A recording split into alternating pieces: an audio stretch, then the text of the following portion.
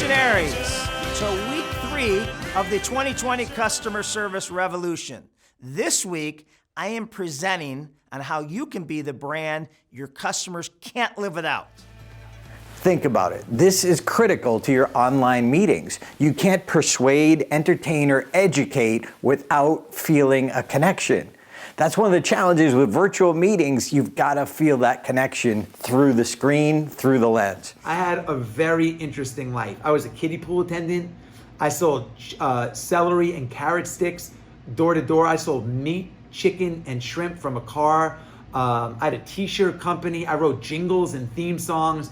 And literally just a couple of, and I slept on 18 different couches. 18 different friends put me up on their couches as I bounced around couch to couch. And just 3 or 4 years after that wild ride in my life where I was experimenting with all these little businesses, we literally started this jet company. And it just goes to show you, and it reminds me that we're all just one idea away from changing the trajectory of our life. Whether you're in business now or starting a business, we're just one away from one customer, one referral, one idea, one tweak in the package or product that completely change where we are or where we think we're going to be today. And that happened to me. Imagine a family sitting around a dinner table and little Johnny's giving potato chips to the dog. Hey Johnny, don't feed those chips to the dog. It'll make him sick. Those are for you, honey. What? Do you see the disconnect? We understand that those potato chips will make the dog sick, but somehow they don't hurt little Johnny? See, 80% of Americans have one chronic illness, adults, and roughly 50% have 2 or more. And this Today, we've been forced into a virtual world. It is adding to these unintended consequences, which we call a relationship deficit. As we've been forced to practice social distancing, people have realized how much they crave human connection. Not being able to dine with friends, see family members, or interact with coworkers has put a strain on their human spirit. That is why the businesses that create an emotional connection will dominate going forward. Customer experience cycle.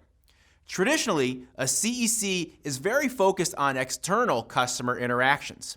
What are the most impactful interactions we can have with those external customers? And how can we make them even better? For us at the DiJulius Group, it's a focus on commandment number 3, creating non-negotiable standards. In order to do this, we dissect those interactions and look at them in 4 buckets. What are the things that we have to do in order to get the job done, or operational standards?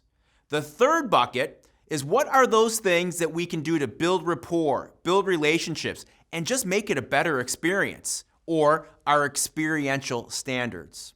And number 4, where can we give autonomy to surprise and delight and go above and beyond? So 3 secrets to running more engaging online meetings. Ready? Let's do this quick. Number 1, virtual dulls connection, so we've got to overcome that. You've got to master the tools to make it personal again.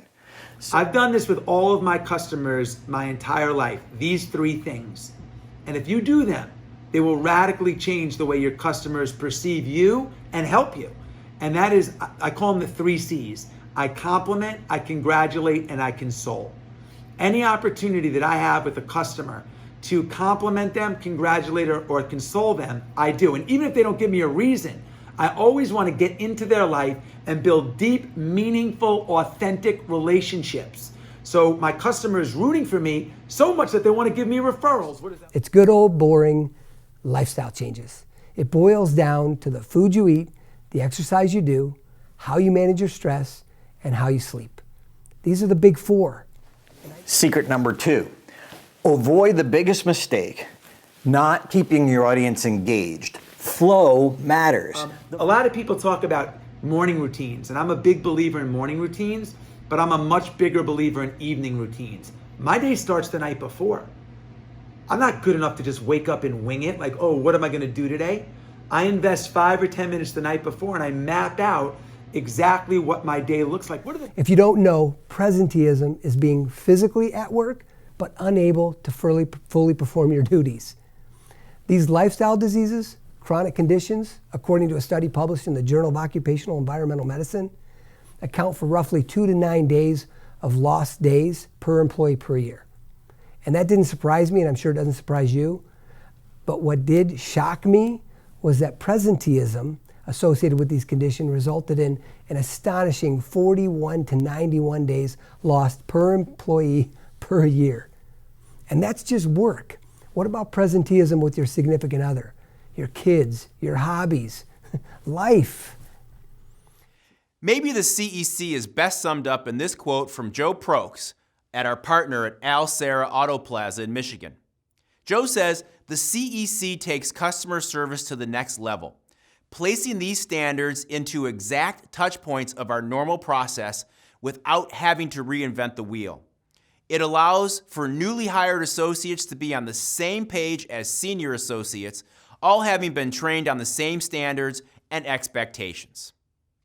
Joe's so right, and at the end of the day, it's about giving our teams a tool so that they can deliver a great experience and do so consistently across shifts and across all locations. I want to talk about empathy fatigue. Empathy fatigue usually occurs in industries that constantly deal with customers who have high emotional pain, like funeral homes, behavioral therapy, and oncology. However, with today's world, every business is dealing with customers who have high stress and anxiety, which results in our employees feeling emotionally and physically drained, leading to a diminished ability to empathize or feel compassion for others.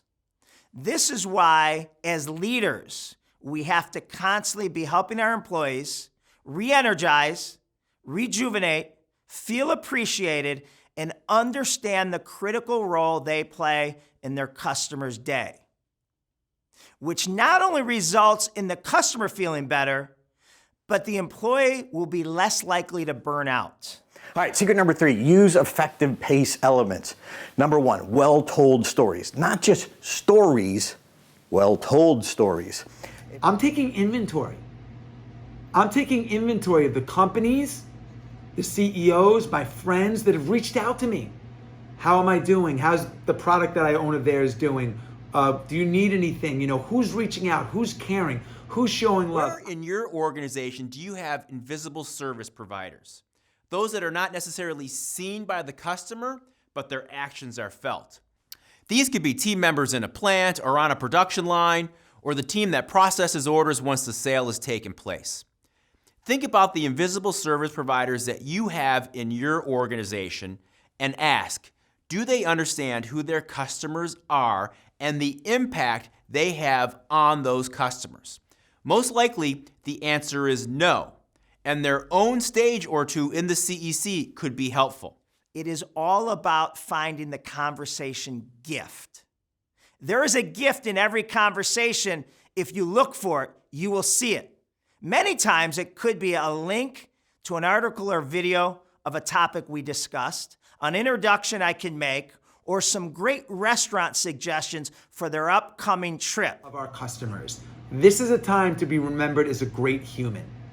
This is a time to separate and stand out from all the competition. This is an opportunity right now, in this time, to rise above everyone and be remembered as a great human. The organizations who understand the human touch is the most important part of any experience, especially a great customer experience, will flourish.